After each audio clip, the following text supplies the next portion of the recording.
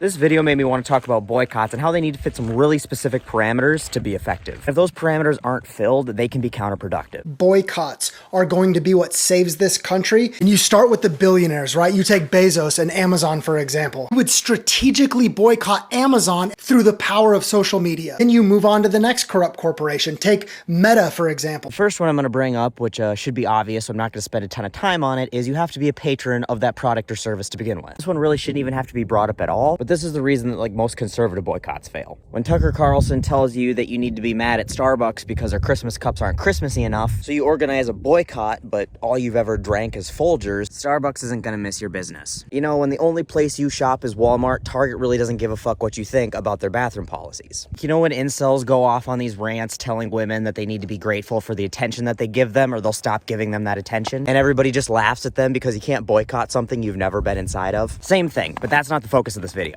The main focus of this is going to be the parameter of convenience. Boycotts have to be convenient. And that creator talks about targeted boycotts, and targeted boycotts are great, but Amazon is not a targeted boycott. Things like Amazon and Walmart, they've extended beyond a single entity that is a convenience thing. They're intertwined in people's lives to a degree that you can't just easily stop using them. For example, where I live, Walmart and Amazon are basically our only two options for everyday shopping within a half-hour's drive. Now, could I make the sacrifice and drive a half hour every time I needed something? Sure. But not everybody can, and even fewer people are willing to suffer that kind of inconvenience. Now, you can argue till you're blue in the face that people should be willing to be more involved and make more sacrifices, but that's not the point here. This is a conversation about practicality. What can make a boycott successful? You gotta remember that the people who propose a boycott are gonna be the people who are most passionate about the issue. But the majority of people you need to participate in a boycott are not gonna be as intensely passionate. So if the boycott moderately inconveniences people's lives, it's going to be destined to fail from the start. This is why the mass consumer boycotts like don't pay your mortgage and don't buy anything on this day never come to fruition.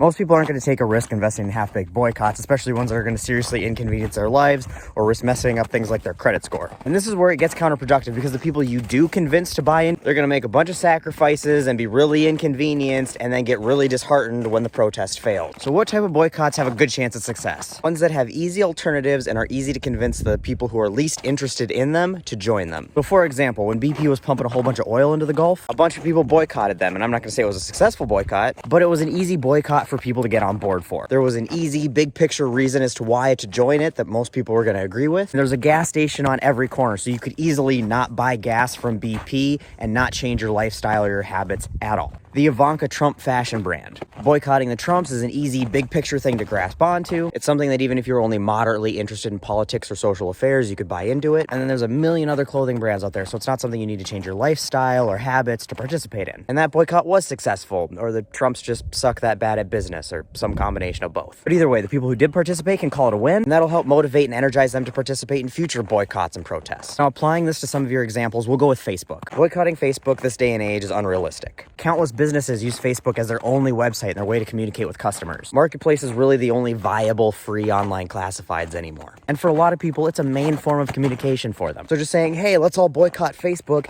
isn't targeted, and it isn't going to happen. But there is targeted ways to boycott Zuckerberg and Meta. Meta owns WhatsApp, and WhatsApp is easily replaceable by a dozen other messaging apps. Or you can target their revenue side. Figure out which companies give the most advertising dollars to Meta, and build a boycott around those companies, making it very clear that they're being boycotted because they financially support Meta. That is a targeted boycott. And those are the type of boycotts that have the best chance at success. So I like the energy, I like where the original creator's head's at. I just want to make sure people are thinking in terms of, if we're going to invest this kind of energy, we invest it where it has the absolute best chance at success.